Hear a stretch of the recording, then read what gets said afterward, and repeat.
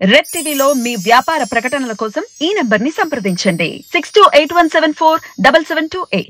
అందరికీ నమస్తే, నేను మీ Gopi. Welcome back to red TV. ఈరోజు మనం వచ్చేసి ఆంధ్రప్రదేశ్లో ఎన్నికలు కూడా అయితే మొదలైంది. ఈ క్రమంలో ఎవరెవరి పార్టీ అభ్యర్థులు వాళ్ళ నియోజకవర్గాల్లో ప్రకటించడం జరిగింది, ఆ పార్టీకి సంబంధించిన వ్యక్తుల్ని.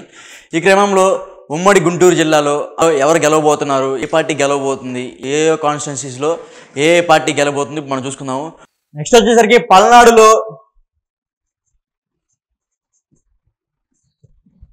వినుకొండ,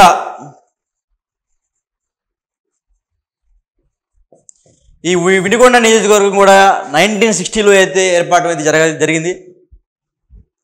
ఇప్పుడు ఈ వినుకొండలో టీడీపీ నుంచి జీవి ఆంజనేయులు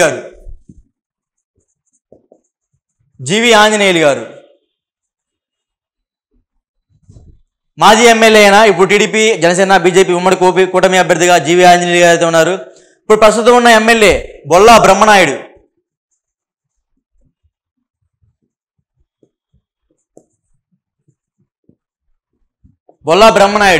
ప్రస్తుతం ఉన్న వైసీపీ ఎమ్మెల్యే, మరలా ఇప్పుడు వైసీపీ నుంచి ఇతనికి సీట్ రావడం అయితే జరిగింది. వీళ్ళిద్దరు వచ్చేసరికి వీళ్ళిద్దరూ కమ్మ సామాజిక వర్గానికి చెందిన వాళ్ళే. వీళ్ళిద్దరూ వచ్చేసరికి కమ్మ సామాజిక వర్గానికి చెందిన వాళ్ళే. జీవి ఆంజనేయుల్లో ఒక ప్రత్యేకతలు ఏంటంటే, ఆయన కింద నుంచి పై స్థాయి వాటికి ఎదిగారని.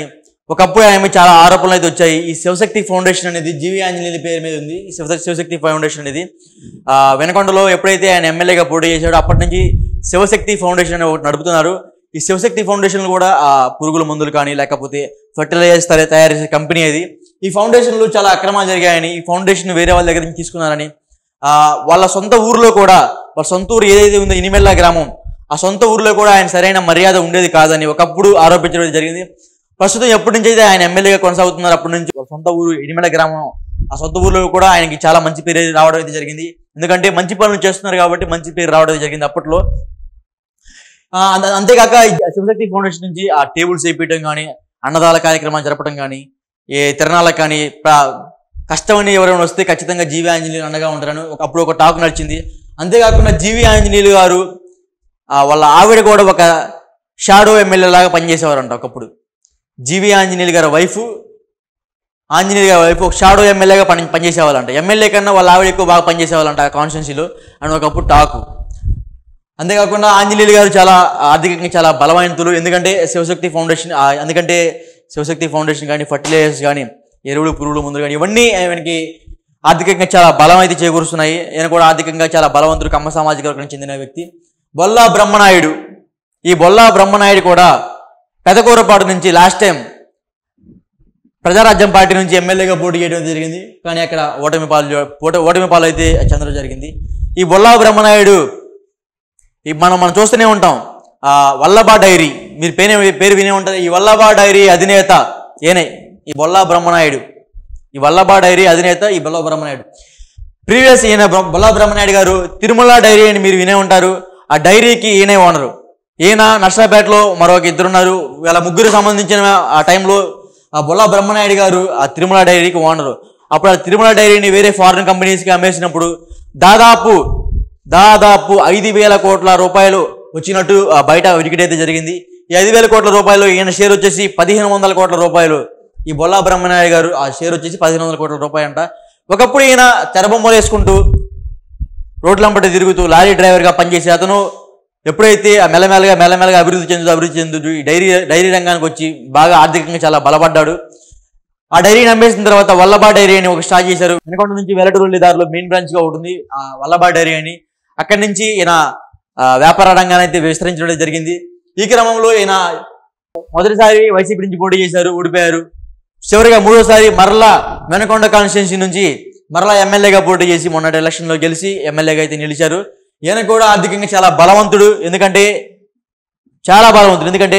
ఈ డైరీ రంగంలో చాలా అనుభవజ్ఞుడు. ఇతను బాగా డబ్బు సంపాదించాడు ఈ డైరీ రంగంలో. సో ఈయన కూడా చాలా అనుభవజ్ఞుడు, ఆర్థికంగా చాలా బలవంతుడు. ఇతను కూడా బొల్లా బ్రహ్మనాయుడు కూడా ఆర్థికంగా చాలా బలవంతుడు. ఈ వెనకొండ కాన్స్టిట్యున్సీకి వచ్చేసరికి 2,51,677 ఓట్లు ఉన్నాయి. ఎన్ని ఉన్నాయి? వినకొండ కాన్స్టిట్యున్సీకి వచ్చేసరికి ఓట్లు వచ్చేసరికి 2,51,677 ఓట్లు ఉన్నాయి. దీంట్లో 1,47,000 ఓట్లు పైచిలుకు ఫీమేల్స్, ఆడవారి ఓట్లు అయితే ఎక్కువ ఉన్నాయి.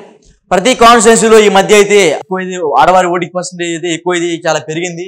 ఏ కాన్స్టిట్యున్సీ తీసుకున్నా సరే మ్యాక్సిమం హైయెస్ట్ లెవెల్ ఆడవారే ఉంటున్నారు. అదే క్రమంలో భాగంగా వినకొండ నుంచి కూడా 1,47,000 ఓట్లు పైచిలుకు ఆడవారు అయితే ఇక్కడ ఓటింగ్ శాతం అయితే ఎక్కువ ఉంది. 1,11,000 ఓట్లు పైచిలుకు అయితే పురుషుల ఓట్లు అయితే ఉన్నాయి. సో ఖచ్చితంగా ఇక్కడ కూడా ఆడవారు ఓట్లు దక్కించుకుంటే చాలు ఎమ్మెల్యే అయిపోతారు. ఇక్కడ కూడా ఖచ్చితంగా ఆడవారి ఓట్లు దక్కించుకుంటే చాలు ఇక్కడ ఎమ్మెల్యే అయిపోతారు. ఈ బొల్లా బ్రహ్మనాయుడు మీద కొన్ని ఆరోపణలు అయితే ఉన్నాయి. ఏంటంటే ఆ ఆరోపణలు, లాస్ట్ టైం జగన్ గారు పంచిన ఇల్లు ఏదైతే 1 సెంటు ఇల్లులు అయితే ఉన్నాయో ఆ సెంటు ఇల్లు చాలా అక్రమాలు అయితే చేశారని, ఆ వినకొండ నుంచి వెల్లడిదారులు దాదాపు ఒక 150 ఎకరాలు ఆయనే కొనుగోలు చేసి, రైతులను బెదిరించి ఆయనే కొనుగోలు చేసి 5 లక్షలకి ఎకరం కొని గవర్నమెంట్కి 15 లక్షలకి అమ్మారని, అక్కడ ఒక పెద్ద స్కామ్ జరిగింది. దాదాపు 350 కోట్ల రూపాయల స్కామ్ జరిగిందని, ఆ పొలాలు అమ్మేయటంలో ఆ పొలాలు ఎన్నుకొని గవర్నమెంట్కి అమ్మేశారంట. సో ఆ టైంలో పెద్ద స్కామ్ అయితే జరిగింది. ఈయన 5 లక్షలు కొని గవర్నమెంట్ 15 లక్షలకి అమ్మాడు. సో అక్కడైతే ఒక పెద్ద స్కామ్ జరిగింది. దాదాపు 350 కోట్ల రూపాయల పైగా స్కామ్ జరిగిందని అక్కడున్న ప్రస్తుత టీడీపీ ఇన్ఛార్జ్ ఎవరైతే ఉన్నారో జీవీ ఆంజనేయులు గారు ఈయన మీద అయితే విమర్శలు అయితే గుప్పించడం అయితే జరిగింది. అంతేకాకుండా ఈయన మొన్న చూసాం మనం కూడా వినకొండలో ఒక ఫైరింగ్ అయితే జరిగింది. ఈ బొల్లా బ్రహ్మనాయుడు గారు మాచర్లకు చెందిన వైసీపీ ఎమ్మెల్యే వాళ్ళ తమ్ముడు వెంకటరామిరెడ్డి గారు కలిసి వినకొండలో ఒక విధ్వంసం అయితే సృష్టించడం జరిగింది. ఆ టైంలో ఒక సిఐ వచ్చేసి గన్ పేల్చడం అయితే జరిగింది. బొల్లా బ్రహ్మనాయుడు గారు అధికారం ఉన్నప్పుడు ఆ గన్ను పేల్చడం అయితే జరిగింది. సో అక్కడ ఉన్న ప్రజలు కూడా భయభ్రాంతులు గురవుతూ జరిగింది. ఖచ్చితంగా ఈసారి జీవీ ఆంజనేయులు గారు ఇక్కడ గెలిచే అవకాశాలు అయితే ఎక్కువ ఉన్నాయి. ఎందుకంటే ఇతని మీద చాలా ఆర్థిక నేరాలు అయితే ఉన్నాయి. బొల్లా బ్రహ్మనాయుడు మీద దాదాపు 350 కోట్ల రూపాయల స్కామ్ జరిగిందని, ఆ పొలాలు కొనుగోలు చేసే సమయంలో 350 కోట్లు పైచిలుకు స్కామ్ జరిగిందని జీవీ ఆంజనేయులు గారు అయితే ఆరోపిస్తున్నారు. ఈయన వచ్చేసి జీవీ ఆంజనేయులు గారు ప్రస్తుతం గుంటూరు జిల్లా, పల్నాడు గుంటూరు ఉమ్మడి గుంటూరు జిల్లాకి ఈయన టీడీపీకి అధ్యక్షుడిగా ఉన్నారు జీవీ ఆంజనేయులు వ్యక్తి. ఖచ్చితంగా ఇప్పుడు ఈ వినకొండ కాన్స్టిట్యున్సీ వచ్చేసరికి జీవీ ఆంజనేయులు గారు గెలిచే అవకాశం అయితే ఉందని మా సర్వేలో అయితే వచ్చేసింది.